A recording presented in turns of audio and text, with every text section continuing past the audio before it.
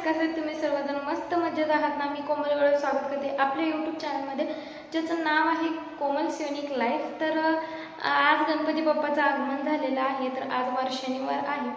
तर बाहेर फटाकड्या आणि सगळ्यांचा जल्लोष, त्या डॉल्बी डीजे गाण्याचा आवाज ऐकून ना आम्हाला आज राहावलंच नाही। प्लस आम्हाला सुट्टी असल्यामुळे हे बोलले की आजच आपण गणपती बाप्पाचं दर्शन घ्यायला जाऊयात। मग काय आम्ही गेलो।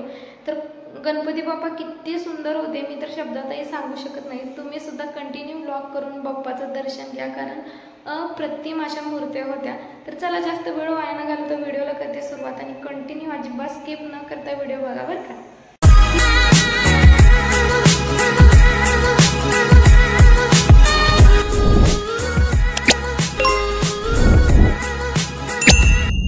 फोर व्हीलर असून पण आम्ही स्कूटीवर गेलो, कारण बाहेरची हवा खात जाण्यात मज्जाच वेगळी आणि रात्रीचा म्हणजे रात्रीची वेळ असेल तर टू व्हीलरवर प्रवास करायला खूप भारी वाटतं आणि लॉंग ड्राईव्ह सुद्धा।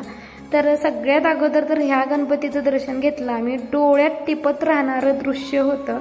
केदारनाथचं जे थेम आहे त्यावर ह्या गणपती बाप्पाची मूर्ती होती। इतकी छान होती ना, मागे महादेव वगैरे, तर मुलं तर बघतच राहिली होती। इतकं छान दृश्य होतं आणि खरंच खूप मन प्रसन्न झालं।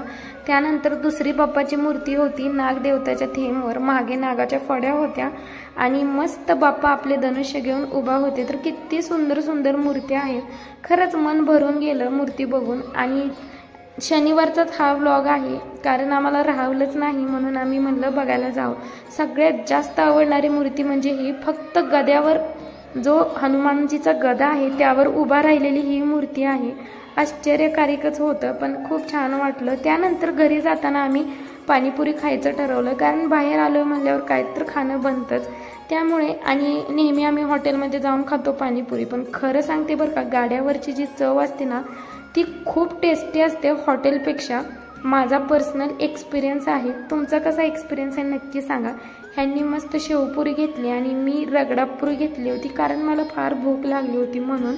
आणि घरी आल्यानंतर तर मी काय खाल्लं नाही, फक्त त्याच्यावरच बसले। आणि घरी जाता जाता गोड बाप्पाचं अजून दर्शन झालं। तर इथं डेकोरेशन इतकं छान होतं, तर लालबागचा राजा आहे ना त्यासारखाच ह्या बाप्पाची सुद्धा मूर्ती आहे। तर इथे माझ्यासाठी काहीतरी मी आणलंय, तर गोबीला वाटतं खेळणंच आणलंय, कसं खेळायला लागलं बा पिल्लू, खेळणं नाही ती। तर ह्याच्यात काय ते समजलंच तुम्हाला। ब्लॉग कंटिन्यू करा। आधी ह्यांना खूप भूक लागली, तर ह्यांना काहीतरी चारायचं आहे मला, दुधाचा काला वगैरे, हो ना पिल्लू? हो ना, खूप एक्साइटमेंट आहे गुप्पी। त्यानंतर मोबाईल शॉपिंगमध्ये पण गेलेलो, तर हे घेण्यासाठी तर हे काय तर ट्रायपॉड घेतलेला आहे, plus selfie stand, selfie stick, म्हणजे कसाही आपण ह्याचा वापर करू शकतो। ॲज अ व्लॉग म्हणून असा पण वापर करू शकतो। त्यानंतर हे बघा, एक स्टँड म्हणून पण ह्याचा वापर करू शकतो अशा प्रकारे। तर हे बघा अशा प्रकारे किती पण उंच होऊ शकतं हे। आणि इथून आपण चालू पण करू शकतो आणि बंदही करू शकतो, म्हणजे व्हिडिओ चालू करायचा असेल तर इथं क्लिक करू शकतो। तर माझ्याकडं अजून एक आहे, माझ्या भावाने माझ्या बर्थडेला गिफ्ट केलेलं सेल्फी स्टँड प्लस ट्रायपॉडसुद्धा, बट त्याला स्टँड नव्हतं म्हणून मला हे घ्यावं लागलं। आणि मी ट्रायपॉडसुद्धा ऑनलाईन मागवलेलं ना, तर ते ऑनलाईन मागवलेलं ट्रायपॉड तुटून गेलं। मग ह्या वेळेस म्हटलं ऑनलाईन न मागवता आपण शॉपमधूनच आणावं, म्हणजे आपल्याला क्वालिटी वगैरे चेक करायला भेटते। तर छान क्वालिटीचं आहे। तर अशा प्रकारे आपण ह्याला ना असं करून ब्लॉगिंगसुद्धा करू शकतो अशा प्रकारचं। तर ह्याचा रेट म्हणाल तर 450चा आहे, जास्त काही महाग नाही। आणि मला भावाने जे घेतलेलं म्हणजे सेल्फी स्टिक आहे ना, ते तब्बल 2000चे आहे, चांगल्या क्वालिटीचे, खूप छान आहे ते सुद्धा।